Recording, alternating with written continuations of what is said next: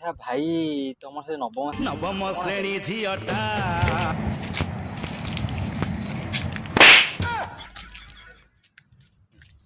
କଣ ଭାଇ ମାଇଲ କଣ ମାରିବିନି ଶଳା ସେ ନବମ ଶ୍ରେଣୀ ଝିଅର ଆଉ ଦଶମ ବୋଧେ ହଉନି ଗଲା 2-3 ବର୍ଷ ନବମ ଫେଲ୍ ହେଇଯାଇଛି। ଦଶମ ହଉନି କି ଆଉ ମୋର ଆଉ ୟୁଟ୍ୟୁବ ଚ୍ୟାନେଲଟା ଆଉ ଆଗକୁ ଯାଉନି। हसदे चेहरे का मतलब ये नहीं होता कि उन्होंने कोई तकलीफ नहीं होती। ଆଉ ହେଲା ଛାଡ଼ ସେ ଛାଡ଼ ଏଥିରେ କଣ ହେଇଛି କହ। ଓହୋ ଯୋଉ ତାଙ୍କ ଗାଁର ତା ନାଁଟା କଣ ମ ଏଇ ଭାଇ କାଳିଆ